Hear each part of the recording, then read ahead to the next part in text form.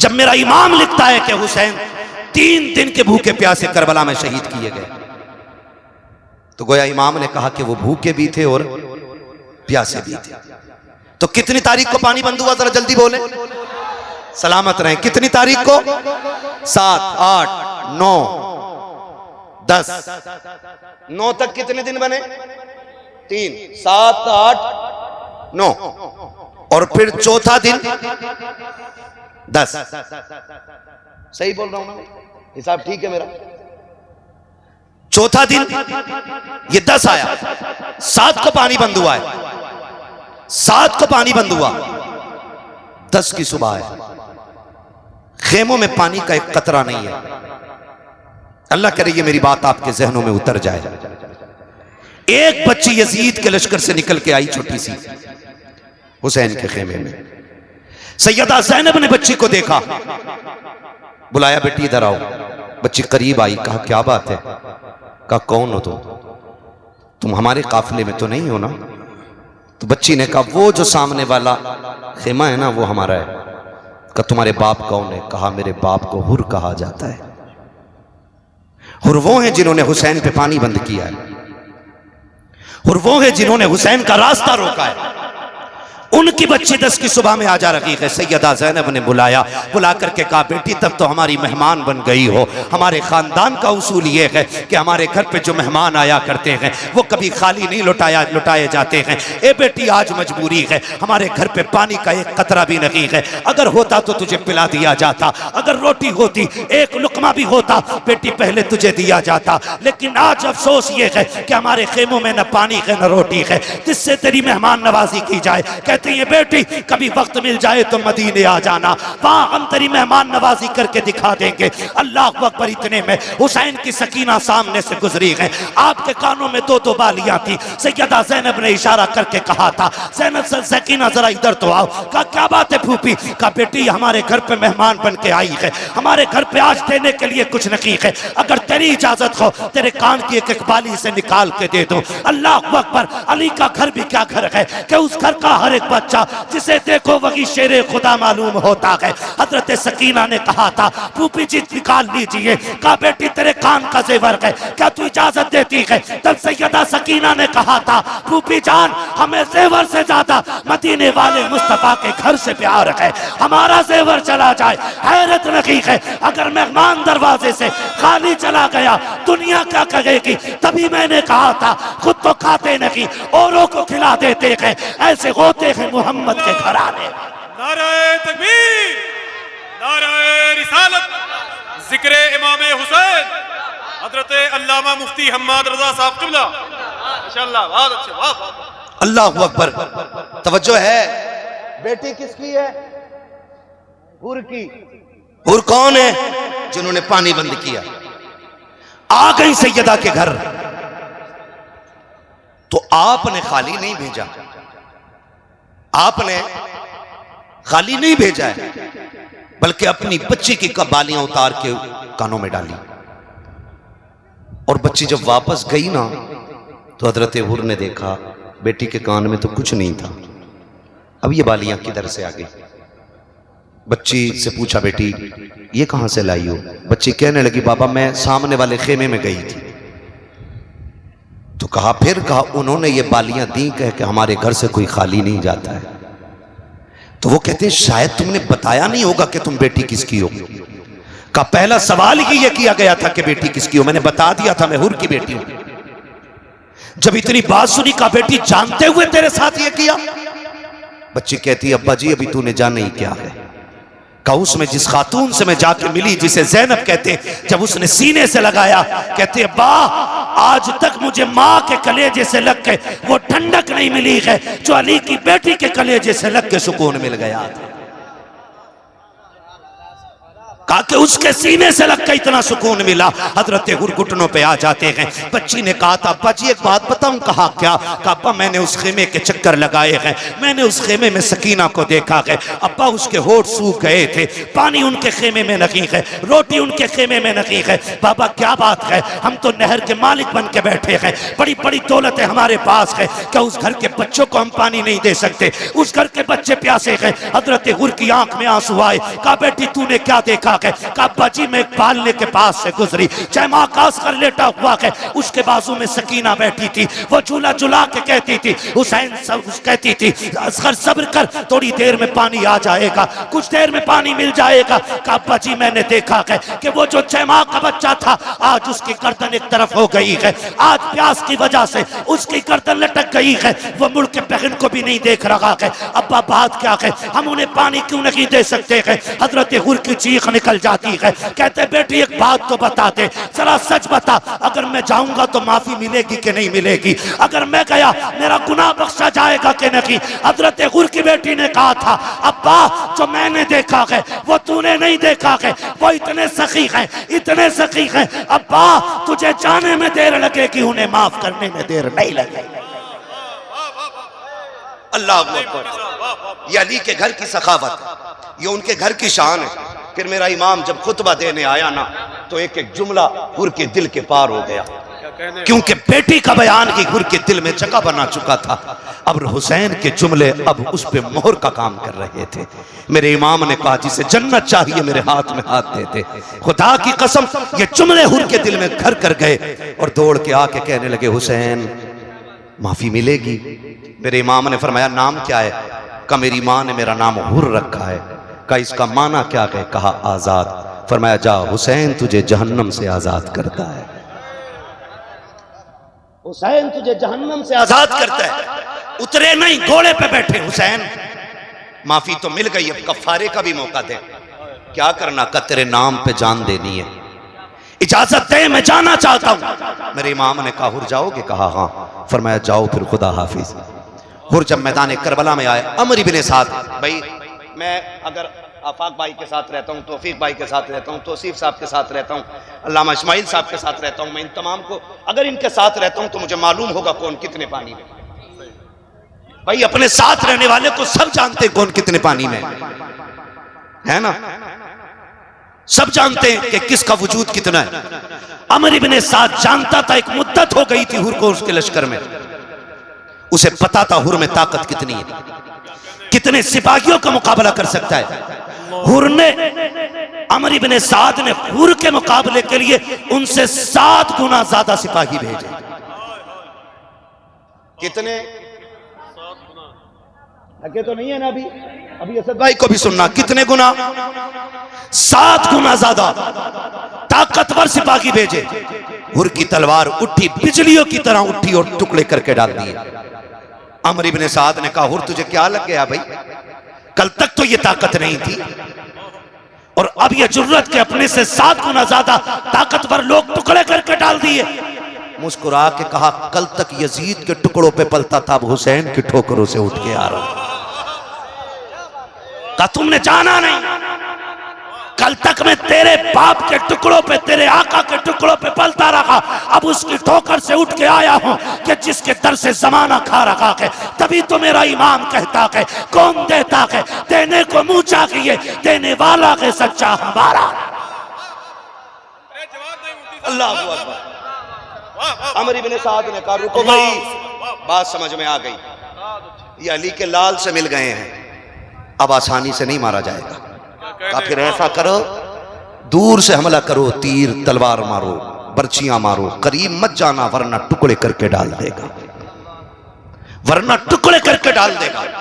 सबने ये बात कही और फिर चारों तरफ से हजरत हुर पे जब बारिश हुई, आप घोड़े से इस तरह नीचे आए जैसे आंख से आंसू टपक के रुखसार पे आता है। आप नीचे आए, शहादत का जाम पिया, यके बाद दीगरे शहादतें होती रही, शहादतें होती रही। पहले जानिसारों ने शहादतें दी, फिर सहाबा ने शहादतें दी, फिर मौलाए कायनात के शहजादों ने शहादतें दी, फिर बारी आ गई हसन हुसैन की आल की। खुदा की कसम तारीख गवाह है, एक एक शहादत खून के आंसू रुला देती है। और बात यह नहीं है कि हम सीना पीटने वाले लोग हैं, अल्लाह का शुक्र है हम बरेलवी हैं, हम सीना पीट के अली अली नहीं करते, हम सीना खोल के अली अली किया करते हैं। हम सीना खोल के अली अली किया करते हैं, सीना पीटना हमारा काम नहीं है। 10 मुहर्रम को मेरे इमाम ने 71 लाशें उठाई हैं। कितनी जोर से, कितनी 71, 71 मेरा इमाम उठा के लाया। लोग बात करते हैं कि नहीं नहीं जी वो बेदर्दी से शहीद हो गए, बस इतना कह दो खत्म। तेरे अब्बा का एक बार एक्सीडेंट होता है तो खोल खोल के बताता, लाइट डाउन थी, नजर कम थी, चश्मा छोटा था, अब्बा को घोड़ा नहीं दिखा, टांग से टकराए, फिर हेलमेट उधर लगा, फिर नीलगाय में घुस गए। ताकि तेरे अब्बा के उसके दिल में दर्द पैदा हो जाए जो तेरे बाप का कुछ लगता ही नहीं। अगर हम हुसैन की शहादत उनसे खुल के बताएं जो पलते ही ज़हरा के टुकड़ों पे हैं, तो फिर पेट में दर्द क्यों होता है? हम इसलिए नहीं बताते कि लोग सीना पीटे, हम इसलिए बताते कि कुर्बानी कोई आम नहीं थी करबला की। वो यूं ही शहीद आजम नहीं है। हाँ, वजह उसकी 71 लाशें मेरे इमाम ने उठाई हैं, और उनमें गैरों की नहीं, अपने अकबर की भी लाश है, उसमें कासिम के टुकड़े भी हैं। हम तो जानते हैं खुदा की कसम, रोड पे एक्सीडेंट होता है, लोग देखने वाले गुजर जाते हैं, सच्चाई दुनिया गुजरती है, क्या हुआ का हाथ फट गए हैं, कोई कहता भेजा निकला हुआ है। लोग अगर देख सकते हैं तो देख लेते हैं, नहीं देख पाते तो यूं करके निकल जाते हैं। लेकिन अजनबी लाशों पे बैठ के रोया कोई नहीं करता है। लेकिन अगर उन्हीं हादसे के मकाम पर माँ आ जाए या बहन आ जाए, भाई आ जाए या बाप आ जाए, फिर लोगों को पूछने की जरूरत नहीं पड़ती है इसका बाप कौन है। जो रोड पर अपने सर पे मिट्टी डाल रहा होता है, लोग समझ जाते हैं मरने वाले का बाप है। जिसके सर पे दुपट्टा ना हो, लोग जान लेते हैं ये मरने वाले की माँ है। जिस बहन ने होश खो दिए हो, लोग समझ जाते हैं ये मरने वाले की बहन है। हुसैन तेरे सब्र को सलाम है, तेरी जुर्रत को सलाम है। जिनका एक चला जाता है उनकी कमर टूट जाती है। तू अकबर को लाया मगर टूटा ना था, तू असगर को लाया मगर टूटा ना था, तू मोहम्मद को लाया मगर टूटा तो ना था। हद तो तब हो गई जब मेरा इमाम हजरत कासिम के टुकड़े उठाने के लिए गया और मैदान करबला में गया। चारों तरफ देखा, हजरत कासिम नजर नहीं आए। आप सर पकड़ के बैठ गए, मालिक बता तो सकी मैं जाके अपनी भाभी को क्या जवाब दूंगा, मेरा भतीजा किधर है। मैं आया अकबर को लेकर चला गया, अब्बास को लेकर के गया, एक एक करके सबको लेके गया। क्या कासिम को नहीं लेके जाऊंगा? कहाँ है मेरा कासिम? अल्लाह अकबर, यजीदियों ने इतने टुकड़े किए थे कि मिट्टी डाल दी थी टुकड़ों पे। आवाज आई गैब से, हुसैन चादर बिछा दे और कान लगा के सुन, जहां जहां से तिलावत की आवाज आती हो वहां वहां कासिम का टुकड़ा मौजूद है। मेरे इमाम ने वो चादर बिछाई है जो कंधे पे नाना मुस्तफा की रखी थी, जमीन पे ला के रखी, कान लगाया है। कहीं से सूरे रहमान की तिलावत की आवाज आ रही है, कहीं से सूरे यासीन की आवाज आ रही है। हाथ मिट्टी में डाल रखे हैं, कहीं से बाजू हाथ आ रहा है, कहीं से पैर हाथ आ रहा है, कहीं से सर हाथ आ रहा है। कटरी को उठाया है, कमर पे रखा है मेरे इमाम ने, और जब खेमे में लेकर के आए हैं, हर लाश को उसके खेमे पे इमाम ने पहुंचाया था।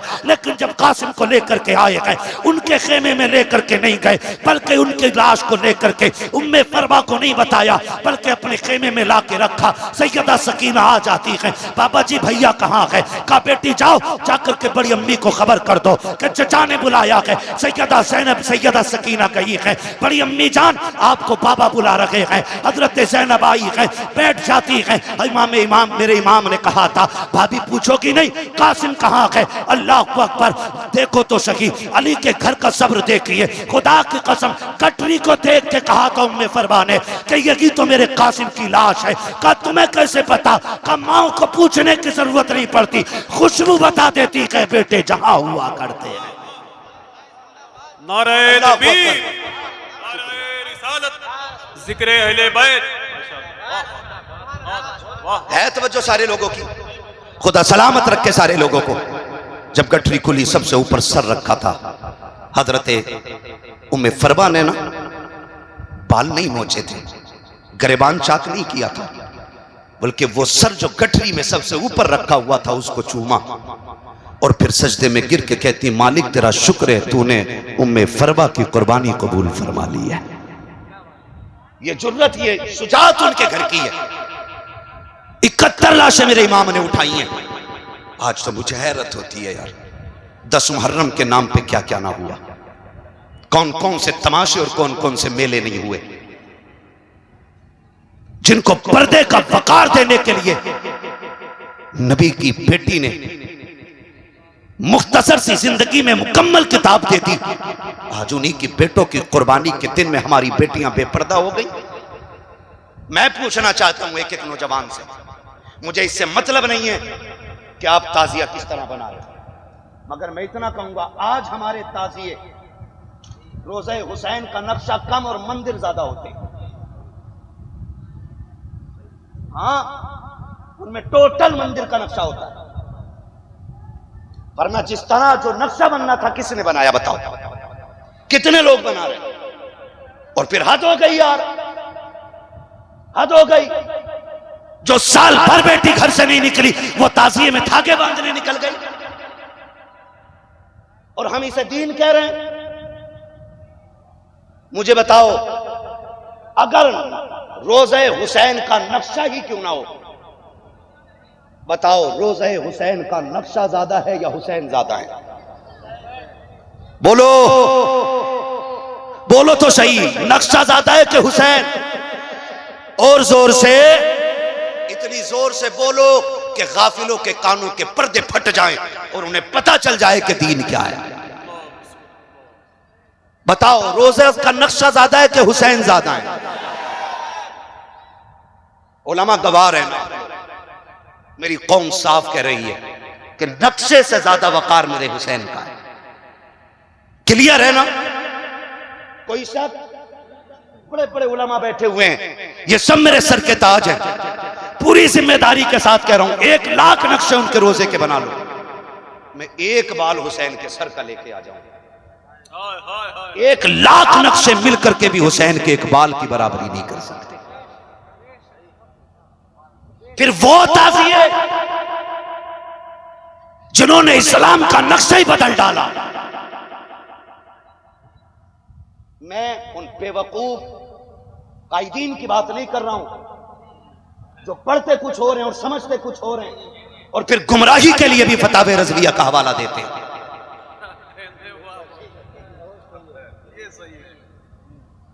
मैं नहीं चाहता इन चीजों में पढ़ना। हमारी कौम के पहले से बहुत टुकड़े हो चुके हैं, हम मजीद इन्हें टुकड़ों में ना बांटिए। अगर आपकी समझ में फतावे रज़विया नहीं आ रही है, अल्लामा इस्माइल के पास आइए,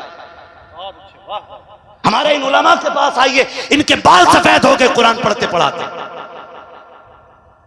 इनसे वो चैप्टर खुलवाइए जिसकी रोशनी में तुम जवाज के फतवे दे रहे हो बैठ करके। हाँ, मेरा फोटो लगाया, उस पे चिड़िया बना दी, वो वाली जो 11,000 की लाइन पे लगी होती है। मैंने कहा सुन, ये चिड़िया हर उस जगह समझ लिया कर जहां मैं हुआ करूं, क्योंकि शुक्र है हमने ताजुश शरिया की जूतियां उठाई हैं। तुम्हारे जैसे कुत्तों को चुटकियों में हम मिट्टी में मिलाना जानते हैं, लेकिन हमारे सामने उम्मत के और मसाइल बहुत हैं, हम उन्हीं मसाइल पे बात करना चाहते हैं। आपसे कहूंगा नौजवानों, किसी ऐसी गवार के धोखे में मत आना जो फतावे रज़विया का हवाला दे करके हमारी कौम के ईमान का सौदा करने लग जाए। मेरा उसूल है यार, मैं आईना को दिखाऊंगा दाग चेहरे के, जिसे खराब लगे सामने से हट जाए। हमें चापलूसी करनी नहीं आती है। हुसैन की महफिल है, उन्होंने जान दी है तो फिर जान की परवाह हम भी नहीं करेंगे। बस इतनी तो करोगे, धमकियां दोगे, गुंडे भेजोगे मारने के लिए, इससे ज्यादा तुम्हारी औकात कुछ भी नहीं है। और जिन गुंडों पे तुम कूदते हो ना, ऐसे गुंडे हमारी गलियों में प्लास्टिक बीनते। औकात क्या है तुम्हारी और तुम्हारे गुंडों की? हम मौलाए कायनात के मानने वाले लोग हैं। और हैदर कर्रार से किसी ने कहा था, हुजूर एक सिपाहियों का दस्ता साथ रख लें। कहा क्योंकि दुश्मन बहुत है, हिफाजत रहेगी। तब मेरे मौला ने क्या कहा था? फरमाया था अगर मौत आ जाएगी तो 7 ताले भी अली की जान नहीं बचा पाएंगे। और जब तक मौत का वक्त नहीं आया है, पूरी दुनिया जितना चाहे जोर लगा ले, मौत से पहले अली को कोई नुकसान नहीं पहुंचा सकता। आपसे भी कहना चाहता हूं, सच्चे पक्के बरेलवी बनिए, खाली चादर के लुटेरे बरेलवी ना बनिए। एक तो भाई इस चीज पे तकरीर कर गया कि औरतें क्यों नहीं आनी चाहिए मदार पे, धंधा कर बैठे लोग। नाम नहीं लूंगा मैं, नाम लूंगा तो जबान भी खराब होगी, महफिल भी खराब होगी। बचे इन सारे लोगों से, ये खुराफाते हुए। और बस क्या कहिएगा, बस समझने की आप कोशिश करें। मुझे बस ये बता दे, याद रही वो बात, रोज़े हुसैन का नक्शा बड़ा है या हुसैन बड़े हैं? जिनका अकीदा वही बोले, कौन बड़े हैं? हुसैन बड़े हैं। मान लिया इतना। अब अगली बात कहूं, अल्लाह करे ये बात दिल में उतर जाए, ठीक है ना? कभी दास्तान करबला फिर सुन लीजिएगा, जब लोग मिंबर पे पढ़ने और बोलने वाले कम हो तब, है ना? आज लंबी कतार है और वक्त भी मेरा मुकम्मल हो चला है। बस मैं आखिरी बात अर्ज कर रहा हूं, जरा कह दें या हुसैन। नहीं, आवाज नहीं निकली, जरा बोलें या हुसैन। बड़ी मेहनत से जलसे होते हैं और कोशिश ये रहती है इनमें कुछ लेके हम जाएं। अगर कुछ नहीं लेके गए ना तो फिर तब्दीली नहीं आएगी कौम में। आपको नेकियां मिल जाएंगी, आपको अल्लाह जन्नती बना देगा। ये फसाइल अपनी जगह है, लेकिन तब्दीली नहीं आ सकती है। तब्दीली तभी आएगी जब अमल करने के लिए बात सुनी जाएगी, ठीक है ना? अगर आवाज है गले में तो बोलें जरा, बताइए रोजा बड़ा है कि हुसैन बड़े? और जोर से कौन? मुहर्रम की 10 तारीख है, 71 लाशें मेरे इमाम ने उठाई हैं, खुद सवारी पे सवार है। कहा ज़ैनब, कहा जी भैया, कहा सुनो, मेरी शहादत पे बाल ना नोचो, मेरे इंतकाल पे गरेबान चाक ना करना। फरमाया बहन मेरी लाश पे बेपर्दा मत आ जाना। एक तारीख की कोई लकीर मुझे लिखी हुई एक लाइन दिखा दो जिसमें यह लिखा हो हुसैन बाल नोच करके, ज़ैनब बाल खोल करके हुसैन की लाश पे आई।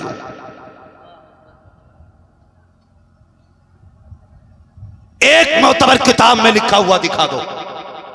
मैं राफजियों की बात नहीं करता हूं, उन्हें तो सीना पीटना ही है क्योंकि पिटाई उनका मुकद्दर है। और ये मेरे कहने की वजह से नहीं, अली की बेटी के कहने की वजह से है। क्या कहा था आका हुसैन? कहते अगर मैं शहीद हो जाऊं तो मेरी कब्र पर, मेरे जिस्म पर आपको बेपर्दा नहीं आना है। और आखिरी जुमले थे, ज़ैनब मुझे सजदा बचाना है, तुम्हें मां फातिमा का पर्दा बचाना है।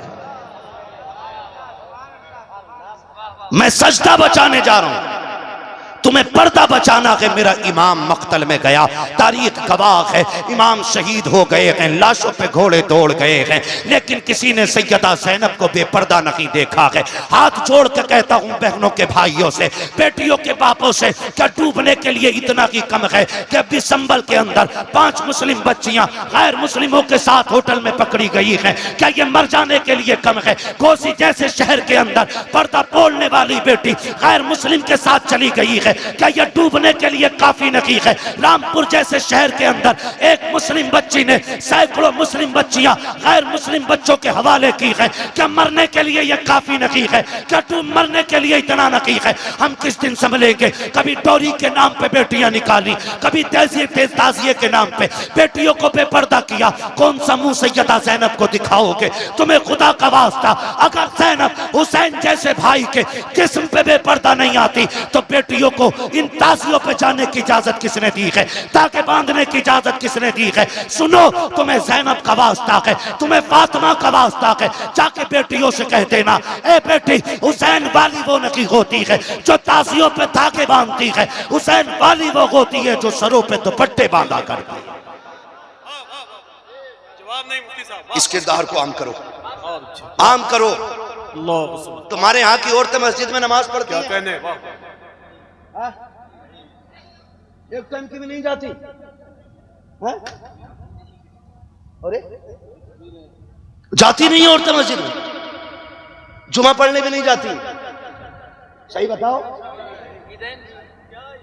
जाती है जुमे में? अरे अच्छा, अलविदा जुमे को उसमें भी नहीं, फिर ईद तो जाती होंगी ना? बोले हाँ, डर क्यों रहे, जाती है ईद की नमाज पढ़ने? बोले जोर से। इधर वाले भी मेरे भाई बोलते हैं, बड़ी बड़ी दूर से एक एक भाई आया है, खुदा आपकी मोहब्बतों को कबूल फरमाए और ज़हरा के लालों का सदका अता करे। मुझे पता बड़ी बड़ी दूर से नौजवान आए हैं और इनको मैंने नहीं बुलाया है, जिनकी महफिल है उन्होंने बैठा रखा है। मेरी औकात क्या है मैं किसी को बुला सकूं? ये तेरा करम है आका के बुला लिया है अपना, कहां मुझसे ये कमीना, कहां सिलसिला तुम्हारा। जाती है नमाज पढ़ने मस्जिद में? अरे बोलो भाई, नहीं बोलोगे ऐसे ही बोलता रहूंगा भाई, फिर असद भाई फजर बाद पड़ेंगे। यार आए है ना? तवज्जो है सारे लोगों की। जाती है जुमा पढ़ने, ईद पढ़ने, क्यों क्यों नहीं जाती? क्यों नहीं जाती है भाई? क्योंकि इस्लाम ने इजाजत ही नहीं दी। क्यों इजाजत नहीं दी? ताकि इनकी इज्जतें महफूज रह सके। जबकि मस्जिद में कोई नापाक नहीं आता मुफ्ती साहब, सारे ही पाक आते, सारे ही अल्लाह की इबादत करने के लिए आते। लेकिन शरीयत ने बेटे की इज्जत का इतना लिहाज किया, सिर्फ ज़ोहर असर नहीं है, मगरिब भी है और अंधेरी वाली इशा भी है, फिर उठने के बाद की फजर भी। कई इतनी नमाज अंधेरे की भी है। मर्द औरत एक जगह जमा होंगे तो फितने के उठने का शायबाग है। शक है कहीं बेटियों की इज्जतों पे आंच ना आ जाए। अगर किसी के घर की इज्जत एक बार चली जाती है तो फिर वापस नहीं आती है। मैं पूछना चाहता हूँ दलाल पीरों से और दलाल मुरीदों से, जो इस्लाम 5 वक्त की नमाज के लिए मस्जिद में जाने की इजाजत नहीं देता, वो ताजिए पे धागे की इजाजत कैसे देगा? वो मेले की इजाजत कैसे देगा? वो जाकर के नजर मानने की इजाजत कैसे देगा? जाओ हर बेटी से कह दो, अगर तुझे हुसैनी बनना है तो ताजिए पे चढ़ावा ना चढ़ा, बल्कि मुसल्ला बिछा, 100 रकात नफल पढ़, फातिमा की रूह को बख्श दे, करबला वाला भी राजी होगा, मदीने वाला भी राजी। नारे तकबीर, नारे रिसालत, जिक्रे इमाम हुसैन, अल्लामा मुफ्ती हम्माद रज़ा साहब किबला। वाह वाह वाह वाह, अरे जवाब नहीं मुफ्ती साहब, कितना लट फेरते अगर आज होते तो। हज़रत उमर फारूक आज़म ऐसा बंद कराया कि आज तक कोई जा नहीं सकती मस्जिद में।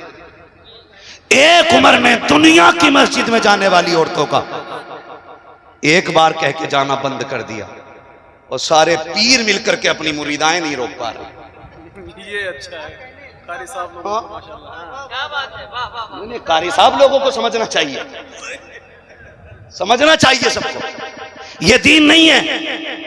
अहद करो नौजवानों, हम वो करेंगे जो अली की बेटी ने करबला में करके दिखाया है। वादा करते हैं इंशाअल्लाह।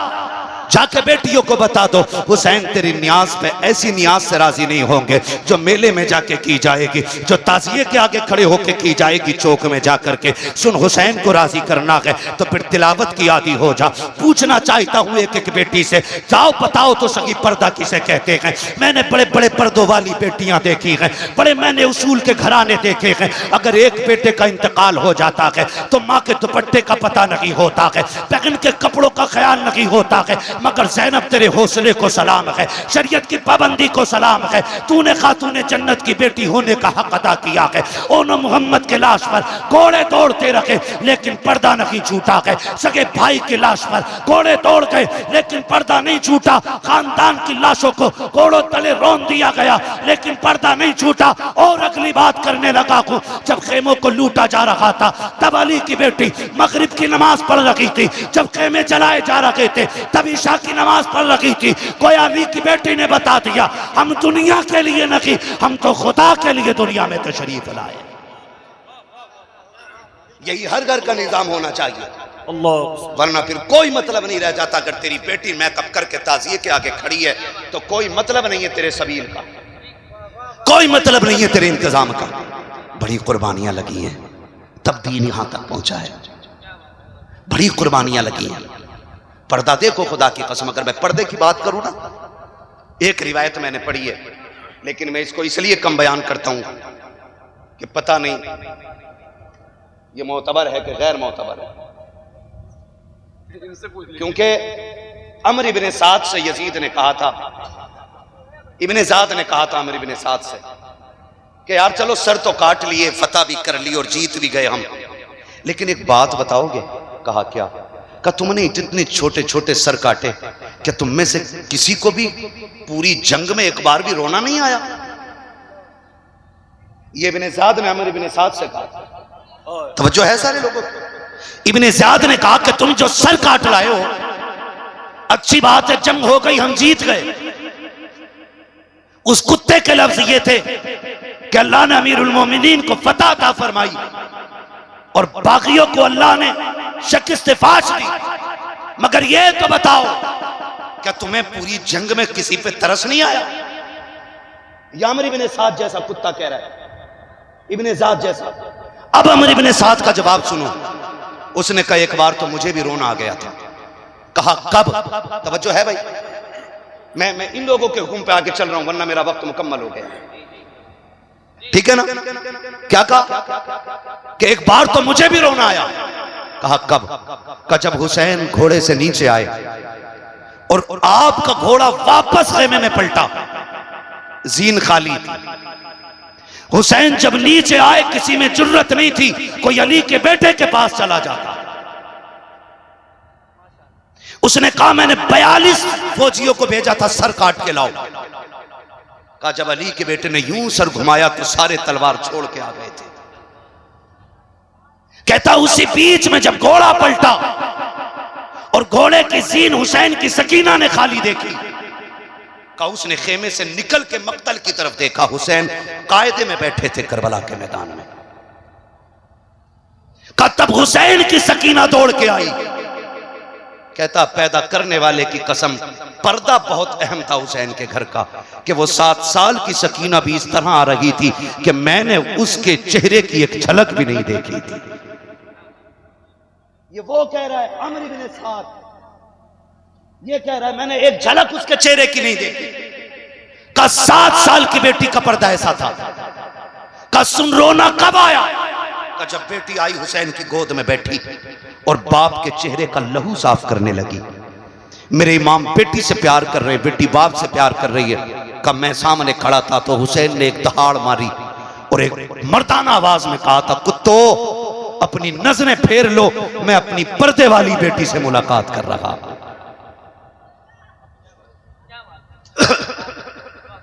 जाओ जाकर के उन मुल्लों को, उन पीरों को जाकर दिखाओ जो ढोल के लिए मर गए और ढोल जिनके लिए मर रहा है। हाँ मुझे टेंशन नहीं है, पाए मुरा लंग ने इस मुल्क के खुदा तंग ने। कहा कि नजरें फेरो, मैं अपनी पर्दे वाली बेटी से मुलाकात कर रहा हूं। कहा उसके बाद हमने नजरें तो फेर ली, लेकिन क्या बताएं हम फिर भी घुड़की मार के देखते रहे। कहा मैंने गौर से देखा, उसके बाद हुसैन ने कहा था ज़ैनब सकीना को संभालो। कहा इतना कहा, फिर अली की बेटी जब आई है मैदान करबला में, कहा मैंने देखा सर से लेके पैर तक पर्दा की पर्दा था, मैंने उसको बेपर्दा नहीं देखा। कहा रोना तब आया जब ज़ैनब सकीना को लेके जा रही थी और सकीना ने बाप के गले में यूं मजबूती से हाथ डाल रखे थे। का एक हाथ छुटाते थे, दूसरा डाल लेती थी, उसको छुटाते थे, ये हाथ डाल लेती थी। अल्लाह अकबर। का रोना उस वक्त आ गया जब हुसैन बेटी को अलविदा कह रहे थे। उस वक्त मैं भी रो दिया था जब सकीना बाप को चूम के जा रही थी। का हैरत ये है अली के घर वालों पे ये कट तो गए, लेकिन खुदा की कसम आखिरी लम्हों तक इन्होंने रब का कुरान पढ़ना नहीं छोड़ा था। अल्लाह अकबर। लोग बात करते हैं यार, कहते हैं हुसैन ने नेज़े पे सर पढ़, नेज़े पे कुरान पढ़ा, हुसैन ने नेज़े पे कुरान पढ़ा। मैंने कहा क्या कमाल है? क्या सिर्फ हुसैन का कमाल है? खुदा की कसम जब माँ फातिमा होती है ना तो फिर बेटे नेज़ों पे चढ़ के कुरान सुनाया करते। ये तरबियत मां की होती है भाई। जो मुहर्रम के नाम पे मेलों में जाके लुट गई, वो किस मोहम्मद बिन कासिम को जन्म देगी? वो किस सलाहुद्दीन अय्यूबी को जन्म देगी? खुदारा बदलें अपने रवैये। मुहर्रम के नाम पे पर्दों की तौहीन न करें। ताज़िये के नाम पे हुसैन की बचाई हुई शरीयत से खिलवाड़ न करें। हुसैन अपने लिए करबला में नहीं आए थे, हुसैन खानदान के लिए करबला में नहीं आए थे, बल्कि ये जुमले थे आपके मक्के से चलते वक्त जब कहा था हुसैन आपका हो तो यजीद के पास इतनी फौज नहीं जितनी अली के बेटे के पास फौज इकट्ठी हो सकती है। फरमाया मैं लड़ने नहीं जा रहा हूं। कहा कूफे वालों की गद्दारी मशहूर है, फिर भी जा रहे। फरमाने लगे हाँ। कहा क्यों? कि अगर कयामत में इन्होंने ये दावा कर दिया ना कि हुसैन को हमने बुलाया था नहीं आए थे तब हमने यजीद की बैत कबूल की थी। फरमाया फिर मैं रब की बारगाह में क्या जवाब दूंगा? फरमाया अब जान जाए तो जाए, हुजूर के दीन पे आंच नहीं आने देंगे। उम्मत के लिए हुसैन करबला में आया था। आज हुसैन के लिए बेटियां मैदान में निकल आई, बाजार में निकल आई। ये कौन सा दीन है हमारा? इसे दीन नहीं कहते, इसे शरीयत नहीं कहते। एक एक जवान को सलाम करता हूं जिसने शरीयत के दायरे में रह करके इमाम हुसैन की याद मनाई है। एक एक बच्चे को मेरा सलाम है जिसने शरीयत की हद में रह करके करबला वालों का तज़किरा किया है। एक एक बेटी की आबरू को सलाम है जिसने घर में बैठ करके करबला के नाम की न्याज कराई है। वो मां इज्जतों वाली हैं जो घर में रखी हैं और घर में रहते हुए ज़ैनब के नाम के नारे लगाए। मगर खुदारा अगर कोई बेटी हुसैन के नाम पे बेपर्दा निकल गई है ना तो फिर खुदा का वास्ता ना करें ऐसा। आइंदा किसी बहन बेटी को ना निकलने दीजिएगा हुसैन के नाम पे बेपर्दा हो करके, इसलिए कि इसी पर्दे को ज़ैनब ने करबला में बचाया है। इसी पर्दे को ज़ैनब ने करबला में बचाया। और ये मत समझना मेरा हुसैन मजबूर था या है या होगा। हुसैन कल भी मुख्तार था, आज भी और कल भी मुख्तार रहेगा। हाँ क्यों? क्योंकि वो नबी का शहजादा है, नबी का शहजादा है। वक्त होता तो मैं बात करता, बस इतना समझ लो। एक वाकया सुना देता हूं, मुझसे फरमाइश भी हुई है, मगर एक बात मैं करबला के बाद की बता देता हूं। 10 मुहर्रम को तारीख़ करबला मुकम्मल हो गई। मेरा इमाम शहीद, इमाम की शहादत के बाद हुसैनी किरदार को सैयदा ज़ैनब ने निभाया। जब करबला से इस काफिले को ले जाया गया तो 72 नेज़ों पे 72 सर। अहले बैत अतहार की शहजादियां ऊंट की नंगी पीठों पर, सबसे आगे अमर इब्ने साद, उसके पीछे हुरमला, उसके पीछे खूली, उसके पीछे सिनान। ये इस तरतीब से चले आ रहे थे। और मेरा इमाम ज़ैनुल आबिदीन पैरों में बेड़ियां, हाथों में हथकड़ी, गले में तोक। मुअर्रिखीन ने लिखा है कि हथकड़ियां जमीन पे सबसे पहले इमाम ज़ैनुल आबिदीन के लिए बनी। सॉरी, तोक गले का सबसे पहले इमाम ज़ैनुल आबिदीन के लिए बनाया गया। और इतना वजनी था वो तोक कि आप उसके वजन की वजह से रुकू की तरह झुक के चल रहे थे। क्या पता दीन क्या है। हमने तो ढोल को ही दीन समझ रखा है, हमने ताशों में दीन समझ रखा है। ढोल ताशे बजे। अमर इब्ने साद इब्ने ज़ियाद का हुक्म था कि इन मकतूलों के आगे ढोल बजने चाहिए ताकि दुनिया को यह पता चले कि यजीद की मुखालफत करने वाले मिटा दिए गए। इसलिए ढोल बजवाया था उसने, ताकि लोग इनका तमाशा देखने के लिए आए। इसलिए ढोल बजाया गया था। बहुत गौर से सुनिएगा। यह काफिला चला, कैदियों में सबसे आगे इमाम ज़ैनुल आबिदीन जो पैदल चल रहे थे, उनके पीछे सैयदा ज़ैनब जो ऊंट की नंगी पीठ पर रस्सियों में जकड़ी हुई हैं, उनके पीछे बाकी शहजादियां और औरतें और बच्चे थे। काफिला चलता रहा। एक जंगल से जब काफिला गुजरने लगा, इमाम ज़ैनुल आबिदीन ऐसे चल रहे थे कि पैर पूरा नहीं उठता था, बल्कि कमजोरी और तकलीफ का आलम यह था कि पैर खचेड़ के चल रहे हैं, पैर खचेड़ के चल रहे हैं। रास्ते में एक बूढ़ी खड़ी है, उसके हाथ में एक चादर है, चादर में गठरी बनी है, गठरी में कोई चीज है। सबसे आगे अमर इब्ने साद। उसने कहा ठहर, ये काफिला तेरा ही है? कहा हाँ। कहा तू सिपे सलार है इसका? कहा हाँ।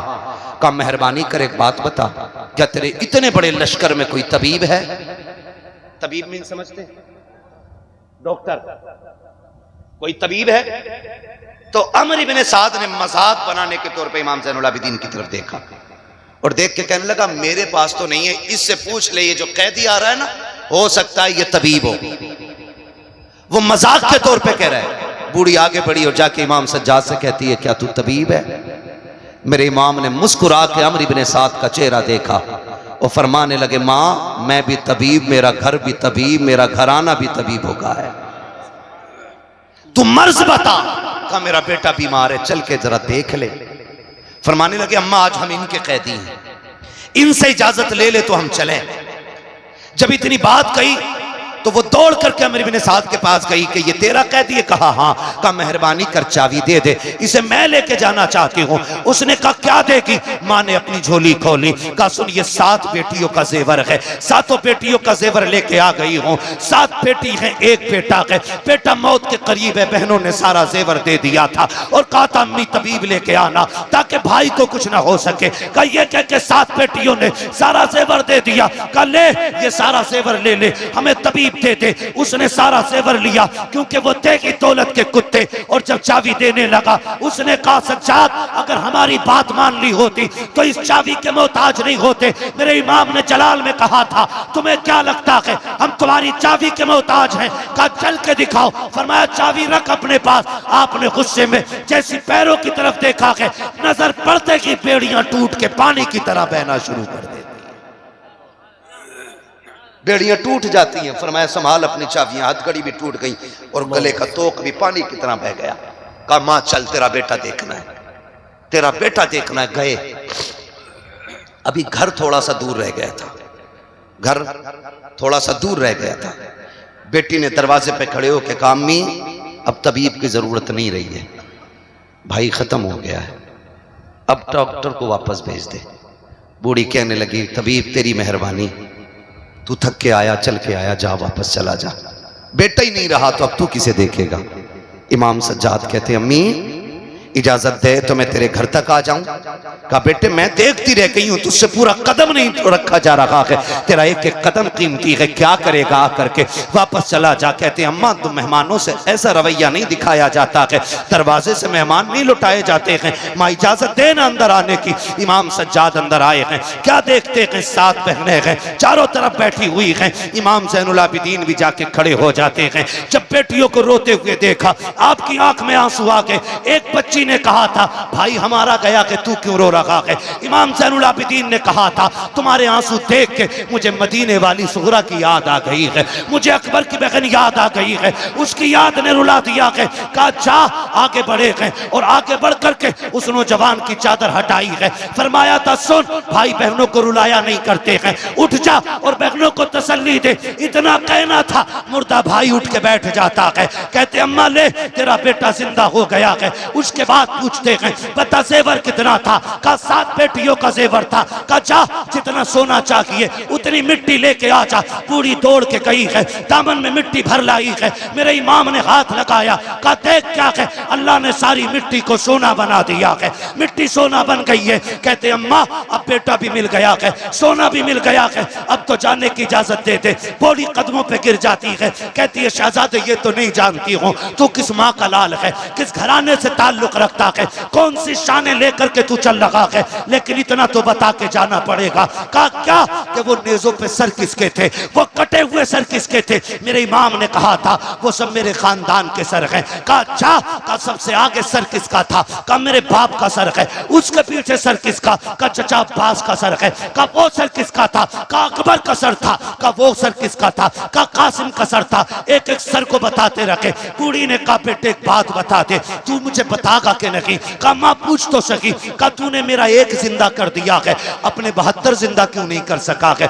ये भी बता के चला जा, ऐसा कौन सा राज है कि मेरा एक मरा उसे जिंदा कर गया, तू अपने 72 को जिंदा ना कर सका? मेरे इमाम ज़ैनुल आबिदीन ने कहा था अम्मा जी मेरी मजबूरी है, वरना मैं 72 भी जिंदा कर लेता। का कौन सी मजबूरी है? का यहाँ नहीं पता चलेगा, मेरे साथ चल, मैं तुझे चल के दिखाता हूँ, तब समझ में आएगा।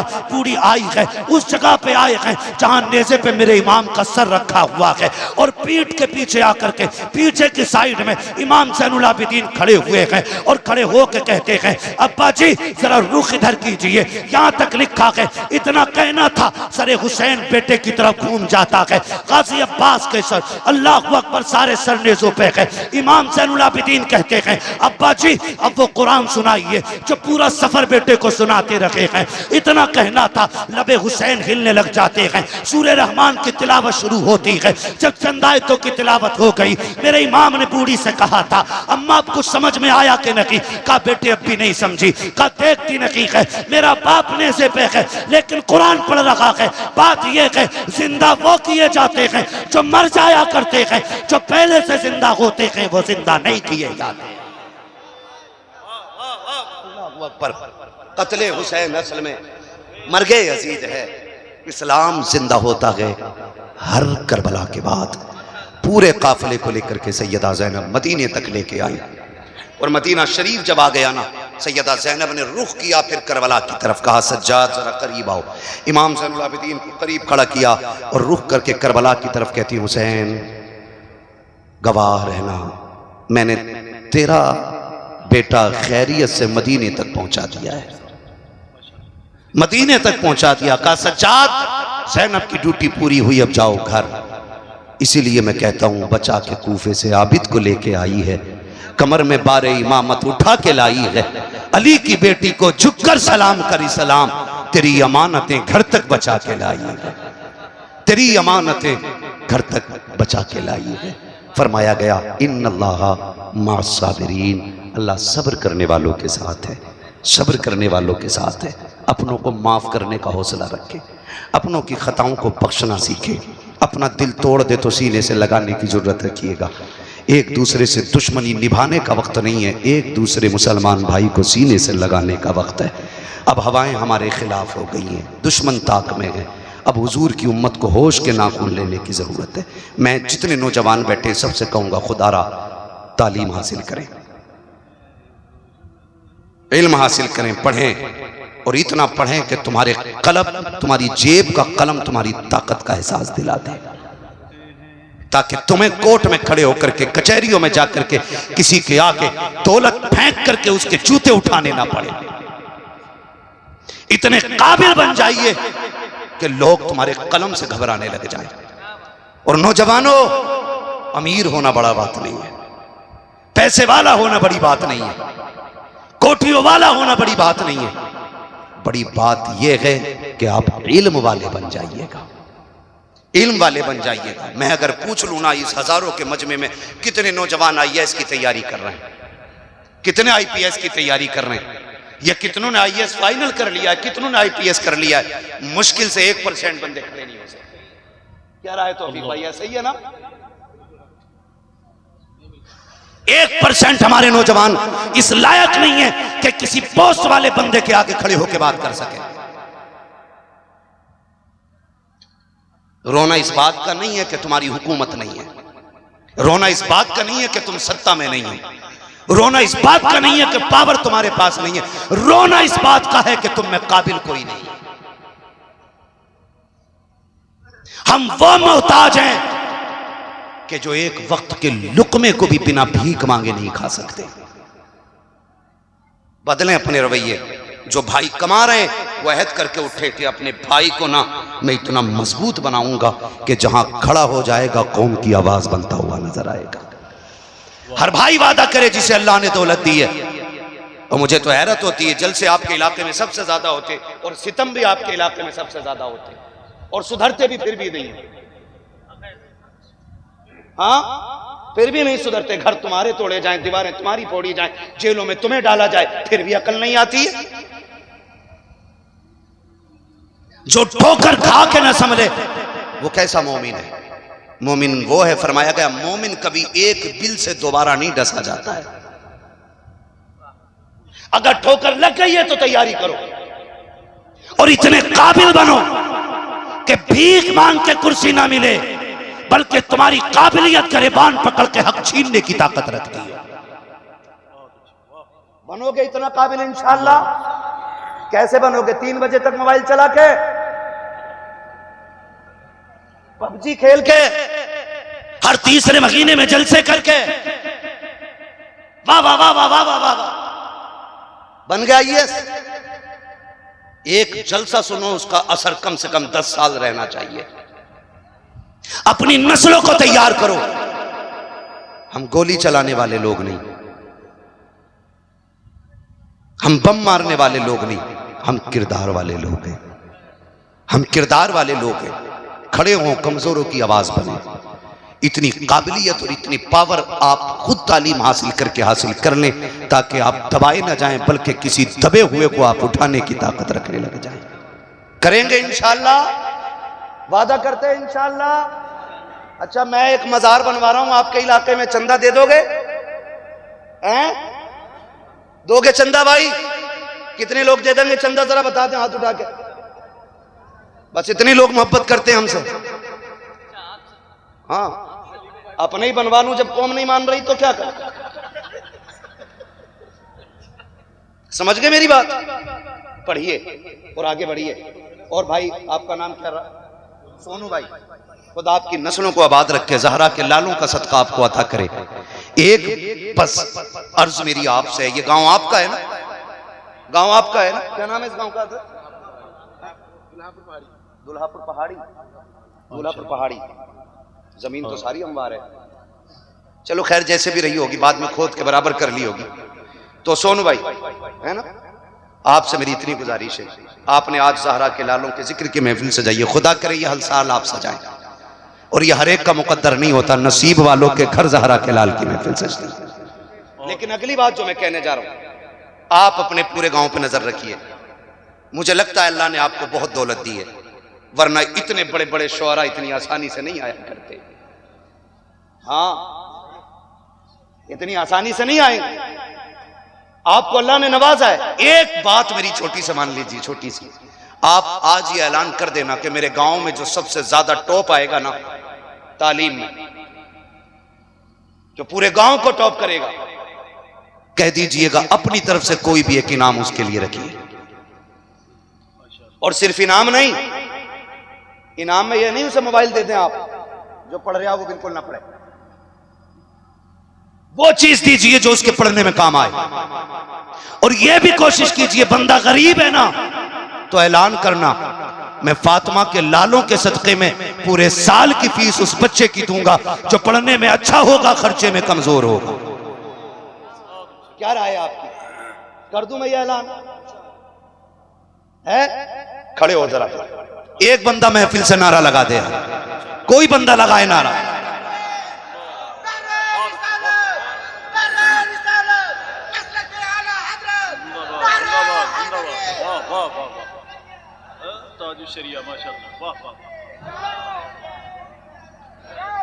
मैंने सोनू भाई से कह दिया है, अगर आपकी इस बस्ती में कोई बच्चा टॉप करेगा और गरीब होगा, ताकत नहीं होगी आगे बढ़ने की, माइंडेड होगा, उसका खर्चा ये उठाएं जितना हो सके।